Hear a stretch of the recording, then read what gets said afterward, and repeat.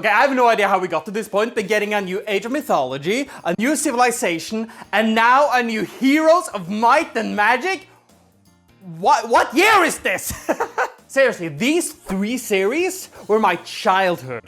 And specifically, the one on top of all was Heroes of Might and Magic. Specifically, the 4th installment, which I found out later in my life was the black sheep of the bunch, but hey, I don't care, I adore that thing. And now, we're getting the Olden era. And what's so special about this one? They're going back to the original timeline. For those who doesn't know, let me give you a quick sort of history, don't worry, it's a quick summary of the entire history of this franchise. Heroes of Might and Magic 1-4 was developed by New World Computing and published by 3DO. After those 4 games, the publisher went out of business, went bankrupt, and the IP went over to Ubisoft, who just decided on changing up the entire thing. A new world called Ashan, so no longer Endroth. The only thing that really was connected in regards to what was old to the new was a few characters, but even then they were just characters the same in name alone. God, I'm rambling, I'm sorry. This will not be a scripted thing, very similar to my Metro Prime 4 reaction. I just want to talk, I just want to get it out of my system. Speaking of getting out of my system, I do have some frustrations. I'm sorry, not frustrations, but more uncertainties, as much as I'm excited. You know, us HoMM fans, we've been through a lot. So, yeah, let's just look into what I'm excited for. I will separate this video into 3 parts. Story, gameplay, and presentation. Not much to talk about in story, but don't worry, we'll get there. The thing I will say at first is the fact that this is seemingly developed by a team called Unfrozen, and they made Iratus. I never got to play it, but it was the game that interested me more than Darkest Dungeon, the one that it was inspired by. Crossing my fingers that these developers are passionate about this series. Seems like it after a Q&A. But anyways, let's just jump into my feelings, what I hope, etc, etc, etc. So the first thing is story. Not really much to talk about aside from the fact that this is seemingly a prequel, like the first in the series, making this not HoMM 8, but more HoMM O. I want to go back. HoMM 0, I guess. And it actually takes place in Jadam. I'm not sure how to pronounce it, but it is the area where Might and Magic 8's story takes place, which is pretty cool. And what is pretty cool about that continent on Endroth is the fact that humans there are in the vast minority. The vast minority? Well, they're the minority. There are more beast races and dragons and stuff that you can find there. So having that instead of the typical high fantasy medieval a lot of humans is actually pretty cool. And I hope that they will lean in on that. And from what I understand, there will be more like dark elves, considering that was the primary city in Might and Magic 8. I also hope that since they are going into that world, they will stay consistent in its design and such. I will go back to that in presentation, but let's stay on story. One thing I can really say about story is the fact that since this takes place in the very beginning of the timeline now, and we're talking ancient times, that means that there is a chance that we will not get to enjoy the iconic characters that we all know and love. Sandro, Craghack,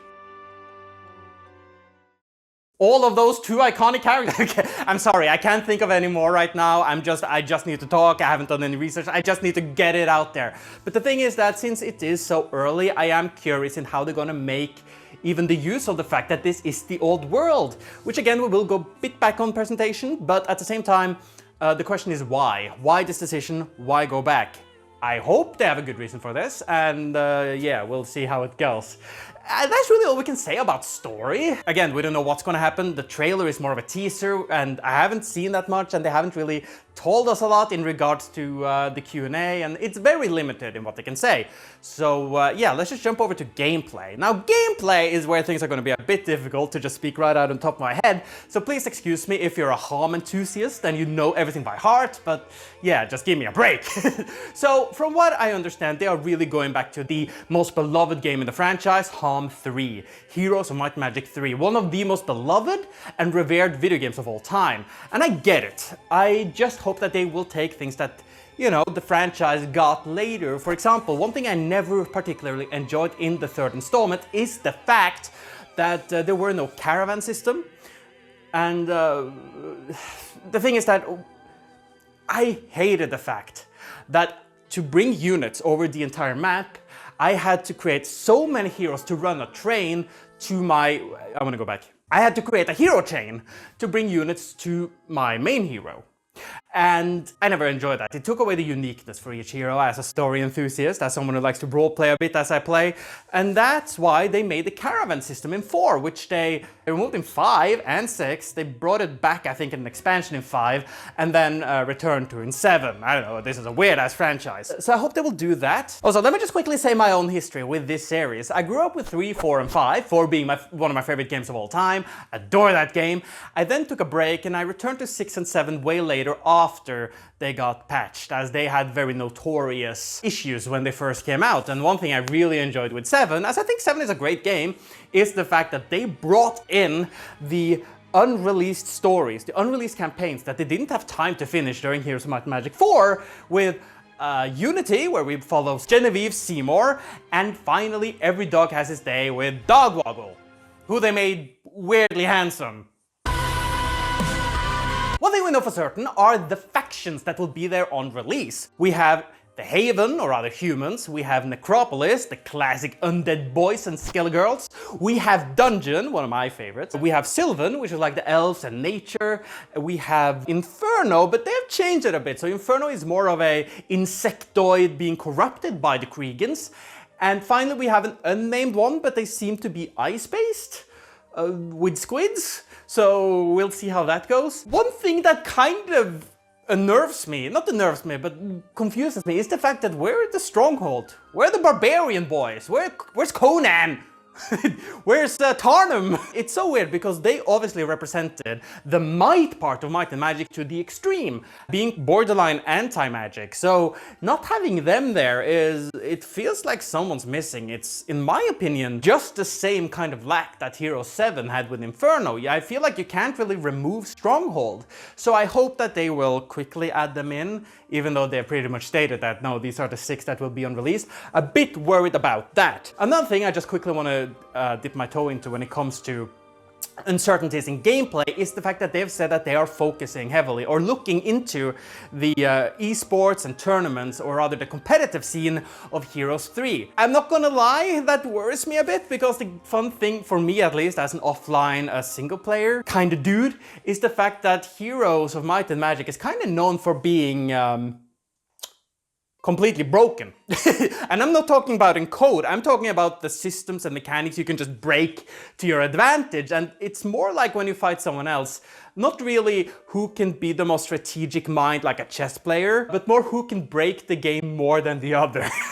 So I hope they won't be too extreme in balancing the game. It's just an uncertainty and a bit of a fear I have. So hopefully they will not go down that road to the point where it's boring, because it's fun breaking games. It's really fun. They've also separated the gameplay into 3 parts, seemingly. We have the classic mode, where, you know, classic Heroes of Might and Magic shenanigans. We have a one-hero mode, where you have only one hero and you have to blitz through the entire thing, which is pretty interesting. I just said I'm not the biggest fan of having several heroes creating that chain, so for me that sounds pretty fantastic.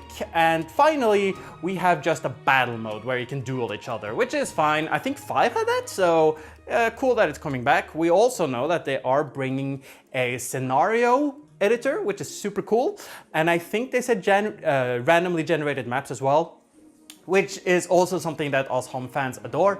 I will say though, they specifically said that they're not adding on a campaign editor. Currently we don't have a campaign editor and we don't have plans for it. As with everything else, if we feel that there is a strong demand for that, we will look into it. Super worried about that. That adds such longevity to the game, and I really need that to be there. I'm sorry, Unfrozen, but please do not remove a campaign editor. I love campaigns in Heroes games. I love to have one hero that levels up to the extreme, and in the finale we have just insane amount of units and insane amount of levels, and just power scaling is off the charts. Again, I know I'm just sort of saying the same thing over and over, but that's why I loved HoMM 4 so much, because you can make your heroes so over the top in how powerful they are. So add that later, like at least sometimes in its active development. Don't remove that. It's a necessity. They've also stated that the story, the campaigns, will have some non-linearity and some choices in them. Now that's pretty interesting. Now I know that I haven't played Heroes 1 and 2, but I know that Heroes 2 had some choices, whether it be the big one at the start, whether you want to support Archibald or Roland, but even in the middle of those campaigns, you could choose some different choices there and there, which I think is cool. I also know that in Heroes 6, you actually had some choices with the whole blood and tears of Asha, or the dragon, whatever, if you were merciful or ruthless. which changed how you look and even changed the last campaign, if memory serves right. They haven't given us any information aside from the fact that they will have some choices, so I hope there will be some really interesting ones. I hope that they will really lean into it. Again, I love the offline, I love the campaign, I want to just enjoy a character and story. Cross my fingers that would be good. We don't know who's gonna write it. Would be cool if they brought Terry Ray back, but I highly doubt they're gonna do that, but we'll see how it goes. Also, the biggest thing that made me the most excited when it comes to the gameplay specifically is the fact that they're bringing back the unit upgrade system from Heroes 5, where instead of just upgrading a unit once and they're stronger than what they previously were, now you get a choice. For example, they specifically showed us the troglodytes can become either just a stronger variant that does deal far more damage, or a toxic one where if they get hit, they will poison the ones hitting them. I adore that it adds so many different ideas that you can have when playing a scenario, and you can sort of think, okay, do I want to be more defensive, offensive? Do I have a gimmick I want to play? Is one of my heroes, do they have like a specialization that works better with this choice? And that makes me super excited, and I really hope that they're leaning into some really interesting differences between the two types that you can select. Also, as I just mentioned, every hero in Heroes of Might and Magic, aside from 4, sadly, have like specializations.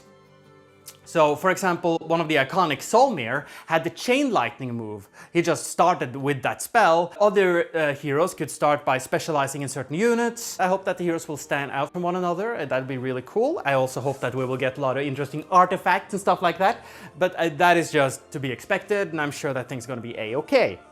Now, presentation. Allow me to say that immediately I adore how this game looks visually.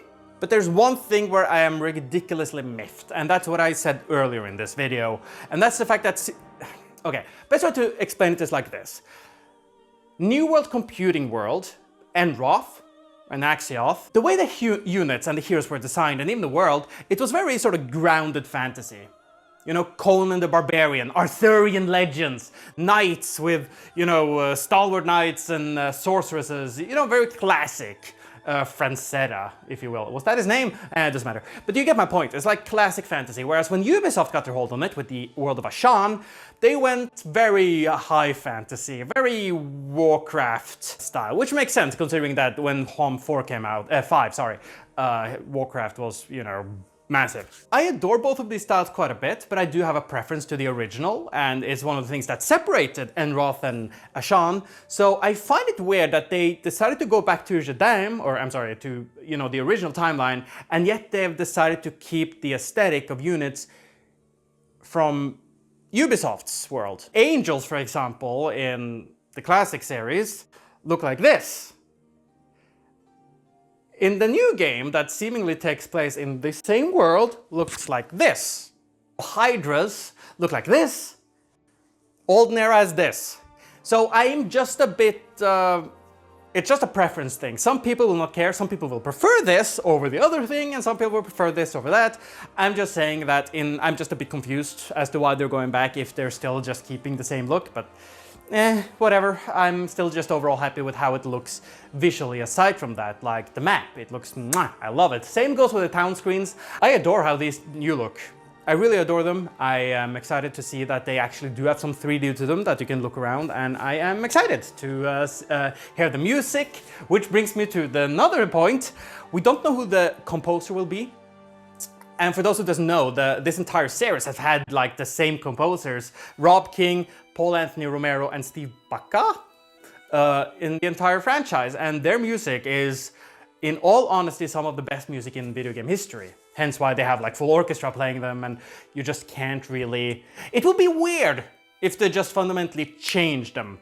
So we don't know yet. I'm not fully against having new composers, but it would be weird without... you know, the group. One thing I'm just straight up negative about is the UI. It's reminiscent of Hero 6 and just Ubisoft modern like look. I don't enjoy it. I hope they will change it into a bit more parchment-like, or I don't know, not specifically that, just something a bit more immersive, I guess. I think I know what they're going for. They're going for the whole astrology thing because, you know, astrologers proclaim this the week of and the month of and stuff like that. UI is just as important as everything else, and considering that modern games are so creatively bankrupt when it comes to UI these days. I just hope that they that Unfrozen will make this one a good one. So yeah, just keep that in mind. Shabaloo! I've been rambling and I do apologize for that. Finally, I just want to scream out some hopes and dreams. I'm just gonna repeat some things and maybe add some others. Again, I'm rambling. I do apologize, but I just need to talk about this because it's heroes, baby! So, first and foremost, campaign editor, massive need. Do not remove that. Stronghold. Please, by all that is holy, I need them. I need my Tarnum, Dogwoggle, Werejack character. I love those characters. I need the strong boy that just slams their head into a wall because that's what we do. Don't be scared of utilizing heroes from older games and stuff like that. Like, that was one thing that I really liked about Hero 6. The fact that they even brought characters from, like, the spin-offs, like Dark Messiah with Zana. You know, it's just... have fun with it. Enjoy the series. Be a celebration. Make sure that it's not so balanced that it's like chess. I don't particularly care that everything is on equal level. I want weirdness. I want ridiculous like artifact combinations. I want things to be really fascinating. Do not be scared to utilize all the characters and older things. I understand that you want to be completely original when it comes to the main story and campaigns, but when it comes to scenarios, come on, let us use some of these classic characters, right? Also, what else to talk about? Oh yeah, I forgot about this. They did talk about looking into the RNG systems that's been in Heroes of Might and Magic before. Like how mage guilds work, how certain unit ability work, and heroes leveling. I think some RNG is important. I really do. You don't want your character just go through the motions when you start a new scenario. You don't want to be like, okay, start a new scenario, I know exactly what I want, I know exactly how to get it, let's just do it. You don't want that to be the case, because adding some randomization, RNG, allows you to change up your tactics and strategy as you're moving along, and I think that's a massive bonus to the game, and you don't want to remove that. So I hope that the developers will not take away all types of RNG. So keep that in mind. I do apologize again for just rambling. I do apologize for not having a consistent train of thought here. I'm just happy. We're getting a new Heroes of Might and Magic. And it's called Heroes of Might and Magic, not Might and Magic Heroes. I am done rambling. I hope this video, I can edit it together to be somewhat make sense. But yeah, I'm just freaking happy. They said that they're gonna have an early access throughout, I need to double check that. So I don't think we're ever gonna see a release until 26, maybe? I can wait a bit longer. I waited already this long for a new HoMM game, so please do a good job on Frozen. I believe in you!